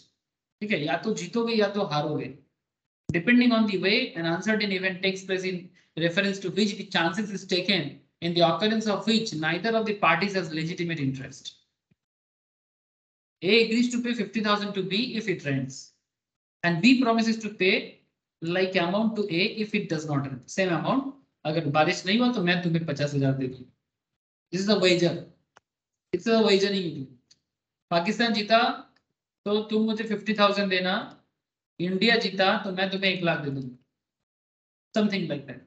ठीक है, सिमिलर लाइक, ये सब वेजरिंग है। ठीक है, ये सब वेजरिंग है, ये सब इलीगल है सर। कोलकाता में, बड़ा बाजार एरिया में, या फिर बहुत सारी जगह में इलीगल ये सब होता है, अनऑर्गेनाइज वे में होता है। और ये इलीगल है सर, अनऑर्गेनाइज भी है, इलीगली है, पकड़ में आता है तो जेल में डाला जाता है। ठीक है, एसेंशियल ऑफ ए वेजर, कैसे पता चलेगा वेजरिंग हो रहा है? There must be a promise to pay money और मनी इज ओव्ड, पैसा या पैसा जैसा जिसका वैल्यूएशन हो। Promise must be conditional on an event of happening और नॉट हैपनिंग। मतलब ऐसे चीज पे होता है नॉर्मली प्रॉमिस, कंडीशनल है, शर्त के ऊपर बेसिस पे। ठीक है, शर्त के बेसिस में होता है, ऑन एन इवेंट हैपनिंग और नॉट हैपनिंग, या तो होगा या तो नहीं होगा, या तो होगा या तो नहीं होगा, या तो बारिश होगा या तो बारिश नहीं होगा, या तो धूप निकलेगा या तो धूप नहीं निकलेगा, या तो ठंड पड़ेगा या तो ठंड नहीं पड़ेगा। ठीक है, या तो इंडिया जीतेगा या तो इंडिया नहीं जीतेगा। ठीक है, something like that. There must be uncertainty of event, event में क्या होगा किसी को नहीं पता। There must be two parties, yes each party must stand to win और लूज, एक जीतेगा एक हारेगा, लॉटरी का ticket. There must be common intention to bet at the timing of making such agreement, दोनों का ही ऐसे कॉमन इंटेंशन रहता है, ठीक है, कोई किसी को जबरदस्ती नहीं करता, दोनों जानबूझ के एग्रीमेंट करता है, ठीक है। दे हैव ए कॉमन इच्छा, ठीक है, दोनों का इच्छा है, ठीक है, मियाँ बीवी राजी तो क्या करेगा काजी, दो बेटर बन गया, ठीक है, तो फिर दोनों बेटिंग करेगा, वेजरिंग करेगा, ठीक है। Party should have no interest in the event of except for stake, ठीक है, मतलब यहाँ पर कोई स्टेक मैटर नहीं होता, they should not no interest in the event of except for stake, मतलब कोई स्टेक मैटर नहीं होता, जस्ट एक हाँ ना का केस चलता है। जैसे कि गैम्बलिंग, ठीक है, लॉटरी ट्रांजैक्शन, लॉटरी में जो होता है ना वो भी इलीगल है, सिर्फ फिर लॉटरी इतना बिकता है, लॉटरी का टिकट इतना बिकता है, इलीगल है तो कैसे चलता है सर? सर सुन लो sir, lottery is a game of chance and not of skill और knowledge, where the prime motive of participant is gambling, the transaction amounts to a wager, even if the lottery is sanctioned by the government of India या state government, it is a wagering transaction. सरकार बोल दे, state government का पता हो, तो भी ये wagering ही है। The only effect of such sanction is that the person responsible for running the lottery will not be punished under the Indian Penal Code. जो लॉटरी का बिजनेस चला रहा है ना, उनको स्टेट गवर्नमेंट पेनल्टी नहीं कर सकता, या फिर इंडियन पेनल कोड उनको उनपे कोई सजा नहीं सुना सकता, क्योंकि वो गवर्नमेंट लाइसेंस लॉटरी बेच रहा है। लेकिन लॉटरी क्या वेजरिंग है? Yes, lottery is an wagering transaction, lottery is a within transactions, so lotteries are illegal, lottery illegal है, and even collateral transaction to it, मतलब उसके साथ जुड़ा हुआ कोई और भी ट्रांजैक्शंस भी इलीगल रहे, बट हाँ जिसमें गवर्नमेंट का लाइसेंस है उनको सजा नहीं मिलेगा, उनको सजा नहीं मिलेगा, सिंपल बात है, क्योंकि वो गवर्नमेंट करता है, गवर्नमेंट क्यों करता है, गवर्नमेंट को बहुत टैक्स मिलता है। भारत जैसे देशों में ये सब चीज आपको बहुत दिखेगा, क्यों सर? इस देश को बनने में बहुत पैसा चाहिए, तो गवर्नमेंट चाहता है कि जहां पैसा मिले लपेट लो, ठीक है, मतलब easy way of funding sir, ठीक है। ये आप क्या बोलोगे सर, गवर्नमेंट दोष करता है? मैं तो वही मानता हूँ ये गलत है, बट सर क्या है ना, 1947 के बाद इंडिया जैसे हाईली पॉपुलेटेड कंट्री, ठीक है, highly densely populated as well as highly populated country को डेवलप करना, और जिस हालत में ब्रिटिश छोड़ के गया था, उसके बाद देश के पास कोई ऑप्शन नहीं था, ठीक है। क्या बोलोगे सर, ऑप्शन सच में नहीं होता है? शायद होता है, बट मे भी गलत हाथों में जाने से ऐसा डिसीजन लिया जाता है। अब इसमें मैं कौन दूंगा बोलने लायक, but I hope you understand कि मतलब आपके मन में सवाल आता है, मेरे मन में तो आता है कि अगर इलीगल काम है तो फिर गवर्नमेंट क्यों प्रमोट करे, ठीक है। वही सर, ये सब काम में जो भी पैसा लगता है गवर्नमेंट को 30%, 40%, 50% ऐसे ऐसे टैक्स मिल जाता है, तुम 100 का लगाओगे, 50 जीतोगे, सरकार 25 ले लेगी, समथिंग लाइक, ठीक है। तो गवर्नमेंट देखता है कि भाई ऐसे खेल में हमें मजा आ रहा है, हमें पैसा मिलता है, तो क्यों ना प्रमोट करें, करते रहो प्रमोट। एक तरफ प्लास्टिक बैन करता है, कस्टमर को बोलता है कि दुकान में जाके प्लास्टिक मत लेना, दुकानदार को बोलते हैं कि प्लास्टिक मत देना, लेकिन फैक्ट्री को नहीं बोलता कि भाई प्लास्टिक प्रोडक्शन बंद करो। हाँ सर, देखना ऐसे सर्कुलर आता है प्लास्टिक बैन है, जैसे मेरे वार्ड में करेंटली प्लास्टिक बैन हो चुका है न्यू काउंसिलर आने के बाद, लेकिन ये क्यों नहीं बोलते कि प्लास्टिक फैक्ट्री को बंद कर देते, इन्वायरमेंटल सच में बहुत प्रॉब्लम है, लोगों को पुराना आदत वापस आ जाएगा, सब पत्ता का साल पत्ता यूज करेगा, है ना, खाली पत्तल का यूज करेंगे, प्लास्टिक टोटली बैन कर दो ना। हाँ सिर्फ जहां जरूरी है, प्रोडक्ट पैकेजिंग वगैरह में सिर्फ रख के, या फिर पैकेजिंग को भी बंद कर दो, ट्रेडिशनल वे में वापस आ जाओ अगर एनवायरनमेंट को सेव करना है। जैसे कल एक बहुत इंटरेस्टिंग स्टोरी जाना सर, छठ छठ रहा सर, छठ पूजा है ना, बहुत ही बड़ा फेस्टिवल है इंडिया का। Chhath Puja is the only festival in the world, एक रिसर्च में पाया गया कि Chhath Puja is the only festival in the world जो सबसे ज्यादा इको फ्रेंडली है। मतलब छठ पूजा में ऐसा किसी भी तरह का मतलब कोई भी काम नहीं होता जिसमें एनवायरनमेंट को कोई प्रॉब्लम होता। वो अलग बात, कुछ सिटी के अंदर जब छठ का वो सारा चीज पानी में बहा जाता है थोड़ा प्रॉब्लम होता है, बट सारा चीज इको फ्रेंडली, सारा चीज इको फ्रेंडली। ये कहा गया है। मतलब इतना बड़ा फेस्टिवल है, इतना सारा लोग मानते हैं, बट ये टोटल इको फ्रेंडली। तो ये एक बहुत ही अच्छा स्टैटिस्टिक्स मुझे बहुत अच्छा लगा। दिवाली में हम लोग पटाखा वटाखा करके काफी इन्वायरमेंट को खराब करते हैं सर। दुर्गा पूजा में सब कुछ ठीक ठाक है, पर दुर्गा मूर्ति को जिस तरह से हम लोग पानी में डाल के गंगा को या किसी भी पानी को खराब करते हैं सर, है ना। इसका कोई नया टेक्निक ढूंढना पड़ेगा सर। ऐसे टेक्निक आ चुका है, बट पब्लिक को उसका बिलीफ सिस्टम बनाना चाहिए, क्योंकि ये 2000 साल पुराना भारत नहीं है जब इतना बड़ा देश में कुछ लोग रहते थे। अब इतना बड़ा देश में बहुत लोग रहते हैं, ठीक है। अब देश छोटा पड़ रहा है, जगह कम है, लोग ज्यादा है, तो कोई दूसरा उपाय सोचना चाहिए एनवायरनमेंट को ठीक ठाक रखने के। ठीक है, मतलब ये इसमें माता के पूजा में कोई दोष नहीं है, बस थोड़ा सिचुएशन के हिसाब से काम करना चाहिए। ठीक है, पूजा करना चाहिए, लेकिन एनवायरनमेंट को बचा के करना चाहिए। तो जो भी हो, गवर्नमेंट को, पब्लिक को, सबको मिलके सोचना चाहिए sir. That's a different part. अब आप लोगों को लगेगा कि सर लॉ क्लास कम और एनवायरनमेंट का क्लास ज्यादा चल रहा है। चलो सर आगे बढ़ते हैं। क्रॉसवर्ड पजल्स एंड कॉम्पिटिशंस, क्या ये इलीगल है? Sir crossword puzzle in which prizes depend upon the correspondence of the competitor solutions. Competitor का जो पास जो सॉल्यूशंस है ना, उसी के ऊपर बेस करके आपको प्राइज मिलेगा। जो पहले से जिसने कंपटीशन को बनाया, वो जिसको पहले से सॉल्व करके रखा, आपको उसी के हिसाब से जवाब देना चाहिए, जो क्रॉसवर्ड पजल होता है। ठीक है, solution kept with the editor of a newspaper is lottery and therefore the wager in transaction. मतलब हो सकता है कि जो क्रॉसवर्ड पजल आपने देखा, आप लोगों ने क्रॉसवर्ड पजल कभी न्यूज़पेपर में आता रहता है ना। तो मैं भी बचपन में थोड़ा सा करता था, बहुत ज्यादा नहीं। क्रॉसवर्ड पजल इस तरह का देखने में होता है, अलग अलग वर्ड दिया रहता है, आपको बस इसको सॉल्व करके पुट करना है लेफ्ट से राइट। ठीक है, मतलब horizontally as well as vertically. ठीक है, सब मतलब, लेकिन आपने कुछ मतलब लिखा, मैच कर गया, बट एडिटर के पास जो है ना, जो पहले से वो प्रिपेयर करके रखा है, ठीक है। जैसे बंगाली में भी आता है, Bengali newspaper, Hindi newspaper, English newspaper, सभी न्यूज़पेपर में आता है। ठीक है, वर्ड देता है, उसका मतलब बोलना पड़ता है आपको, horizontally as well as vertically match करना पड़ता है। लेकिन मानो आपने जो प्रिपेयर किया और एडिटर ने जो प्रिपेयर करके रखा वो मैच नहीं किया, तो फिर आपको प्राइज नहीं मिलेगा। ठीक है, ये भी इसीलिए क्या है, वेजरिंग। समझे? सो इसके ऊपर एक केस बना था, state of Bombay versus RMD Chamarbaugwala. ठीक है, state of Bombay versus RMD Chamarbaugwala, all India reporting 1957 का केस है। एक crossword puzzle was given in magazine, एक मैगजीन में क्रॉसवर्ड पजल आया था। Above mentioned clause was stated in the magazine. A solved this crossword puzzle and his solution corresponded with the previously prepared solution kept with the editor. Well, this was a game of chance and therefore a lottery. ठीक है, so crossword puzzle, picture competition, athletic competitions, where prizes are awarded on the basis of skills and intelligence are the game of skill, and hence such competitions are valid. According to the Prize Competition Act 1955, prize competition in games of skills are not wagers, provided the prize money does not exceed 1,000. ठीक है, but sir वही बात है कि जहां पर competition, मतलब जैसे क्रॉसवर्ड पजल, ऐसे तो ये एक स्किल है, बट अगर ये कॉम्पिटिटर के आंसर के साथ मैच करने वाला बात आ गया, तो फिर ये गैम्बलिंग है। ठीक है, या फिर आप इसको एक लॉटरी बोल सकते हो, तो डिपेंडिंग ऑन द नेचर। ठीक है, स्पेकुलेटिव ट्रांजैक्शंस क्या है sir? An agreement on share market transactions where the parties intend to settle a difference between the contract price, basically ये इक्विटी डेरिवेटिव होता है सर। इक्विटी डेरिवेटिव एक speculation चलता है, and the market price of certain goods और shares on a specified day is a gambling and hence void.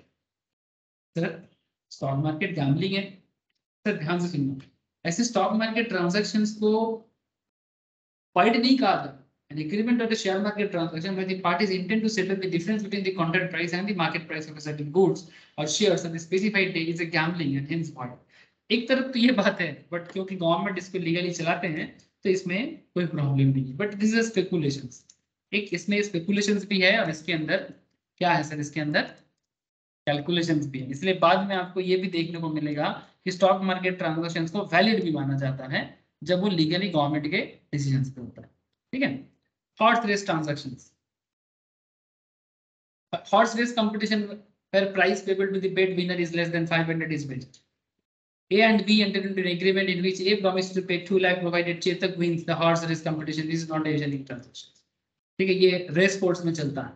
However, Section 30 is not applicable in an agreement to contribute towards plate, price or sum of money on the value of 500 or above to be awarded to the minute of a person. ठीक है, ये hot sales transactions भी void agreement के अंदर ऐसे आता है, but अगर ये गवर्नमेंट डिसीजंस के ऊपर चलता है तो ये ट्रांजैक्शंस पे कोई इलीगलिटी, ठीक है, ऐसे हॉट सेल्स भी इंडिया में वैलिड वे में भी चलता है, ठीक है। तो कुछ चीजें एज पर द नेचर है, लेकिन उसके ऊपर भी गवर्नमेंट अगर लाइसेंस देता है तो इसमें कोई प्रॉब्लम नहीं। Transactions resembling with wagering transactions but are not void. कुछ ट्रांजैक्शन ऐसे भी है जिसका आपको नॉलेज ले लेना चाहिए, जो देखने में लगता है वेजरिंग, ठीक है, with resembling with wagering transaction but are not void. जैसे कि चिट फंड। चिट फंड क्या है? जो चिट फंड स्कैम के बारे में आप लोग सुने होंगे, शारदा, हमारे देश में वेस्ट बंगाल में काफी स्कैम हुआ है, इंडिया में भी बहुत सारा चिट फंड स्कैम रहा है सर। तो वेस्ट बंगाल रिसेंट ट्रेंड में काफी पॉपुलर रहा है इस केस में। तो chit fund does not come with the scope of wager, section 30 में बोला गया है।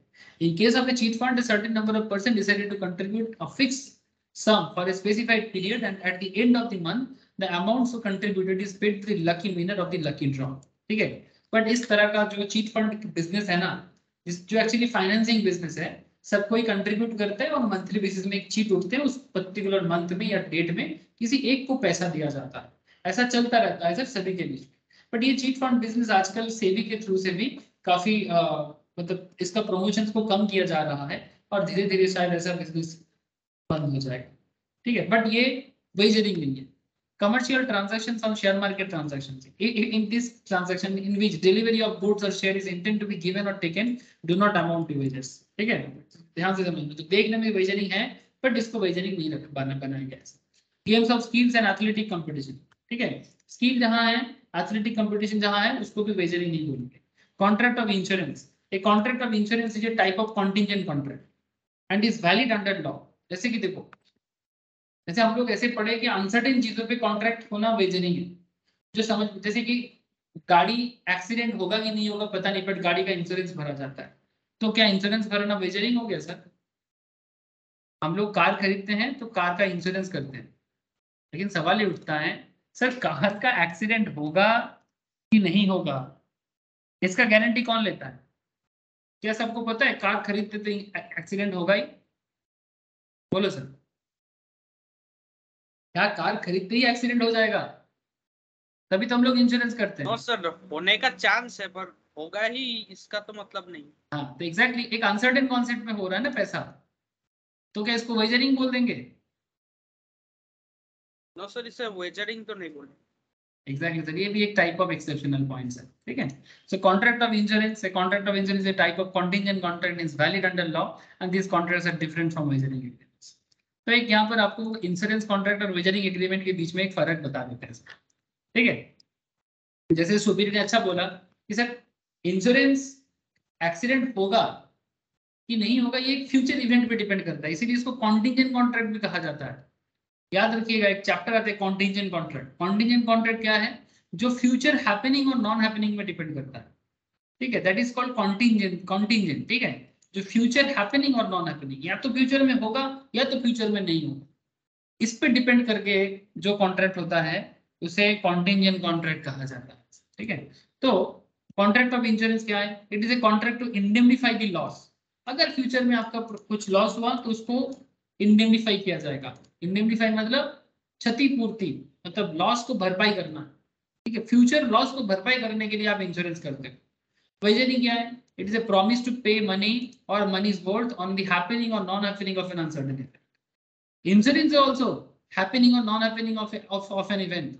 एक्सीडेंट होगा तो मिलेगा, नहीं तो नहीं, बट ये फ्यूचर लॉस को इंडेमनिफाई करता है, बट इसमें कोई ऐसे फ्यूचर लॉस को इंडेमनिफाई करने का इरादा नहीं होता, ठीक है। ये वेजरिंग है। Consideration, the crux of insurance contract is the mutual consideration. इसमें हम प्रीमियम भरते हैं और जब मेरा कुछ एक्सीडेंट या कुछ भी प्रॉब्लम होता है, हेल्थ का, गाड़ी का, लाइफ का, तो हमें कंपेंसेशन मिलता है। There is no consideration between the two parties. There is just gambling for money. कोई consideration नहीं होता, just gambling होता है। या तो तुम जीतो या तो मैं जीता, ठीक है, जो जीता वही Sikandar. Insurable interest. Insured party has insurable interest in the life of the or property should to be insured. There is no property in case of wagering agreement. There is the betting on others' life and properties. ये basically betting है जो दूसरे के जीवन पे या दूसरे के प्रॉपर्टी पे डिपेंड करता है। ठीक है। Contract of indemnity except life insurance the contract of insurance indemnify the insured person against loss. Life के अगेंस्ट में क्या, लाइफ तो वापस नहीं आएगा सर, है ना। लाइफ इंश्योरेंस में लाइफ तो वापस नहीं आ सकता, कुछ कंपेंसेशन मिल सकता है जो लाइफ इंश्योरेंस में मिलता है, लेकिन हाँ बाकी चीज में आपको गाड़ी एक्सीडेंट हुआ, हेल्थ इंश्योरेंस का हेल्थ प्रॉब्लम हुआ, वो सब केस में आपको, फायर इंश्योरेंस हुआ तो गाड़ी का डैमेज हुआ, ये सब आपको वापस मिल सकता है, लेकिन लाइफ चला गया तो वो नहीं आ सकता, ठीक है। सो अच्छा इस केस में लूजर हैज टू पे the fixed amount on the happening of uncertain event. जो हारेगा वो जो जीतेगा उसको देना है, जो जीतेगा जो हारेगा उसको पे करना है, इट्स लाइक दैट, उससे लेना है। Enforceability, it is valid and enforceable, but wagering it is void and unenforceable. Premium calculation of premium is based on scientific and accrual calculation of risk. इसमें scientific mathematical calculation यूज किया जाता है and इसको actuarial calculation कहा जाता है। इसके ऊपर एक पढ़ाई होता है सर, actuarial science, ठीक है। जो लोग कॉमर्स में इंटरेस्टेड होते हैं, जो लोग चार्टर्ड भी पढ़ते हैं, फ्यूचर में जाके अगर उनको इंश्योरेंस बिजनेस में काम करने का मौका मिलता है, they also learn actuarial science. उनका थोड़ा सा मैथमेटिकल, स्टैटिस्टिकल और इकोनॉमिकल नॉलेज अच्छा होना चाहिए, अकाउंट से भी जानना पड़ता है, but that is in another study का एरिया, ठीक है, जो काफी पॉपुलर भी है सर, जो जानते हैं। No such logical calculations are required in case of wagering agreement. अपने मन से करो भाई, 200 का कर लो, 2000 का कर लो, 2 करोड़ का कर लो, अपनी मर्जी से करो। Public welfare, they are beneficial to the society. Yes, insurance का बेनिफिट सोसाइटी को मिलता है, बट वेजरिंग का कोई बेनिफिट सोसाइटी को नहीं है, उल्टा ये पब्लिक वेलफेयर के अगेंस्ट में काम करता है, क्योंकि वेजरिंग एग्रीमेंट में एक बंदा मरता है तो दूसरा बंदा जीतता है, तो किसी को मार के जीतने वाले को बाजीगर नहीं कहते, ठीक है, हार कर जीतने वाले को बाजीगर कहते हैं, किसी को लूट के जो जीतता है वो बाजीगर नहीं है। So whatever, I hope you understand. ये था वेजरिंग और इंश्योरेंस का डिफरेंस। सर ये चैप्टर के नीचे आपको काफी सारा एमसीक्यू क्वेश्चंस और साथ में कुछ case studies questions as well as कुछ ब्रॉड क्वेश्चंस भी आपको मिलेगा, जो इस चैप्टर के बारे में क्वेश्चंस का उसका आंसर कैसा होना चाहिए उसका भी आइडिया आपको मिलेगा। अगर मैं नोट्स किसी को शेयर नहीं किया तो मुझे एक बार याद दिलाओ, मैं कर देता हूँ। नेक्स्ट क्लास में आपको कॉन्ट्रैक्ट रिलेटेड और इंपॉर्टेंट कुछ एरिया है लाइक परफॉर्मेंस ऑफ कॉन्ट्रैक्ट के बारे में, ठीक है, ब्रीच कॉन्ट्रैक्ट, ये सब के बारे में कुछ बात करूंगा, ठीक है, तो मोटा मोटी कॉन्ट्रैक्ट कंप्लीट हो जाएगा, ठीक है। ठीक है सर, बाकी बात नेक्स्ट क्लास में करेंगे। आज के लिए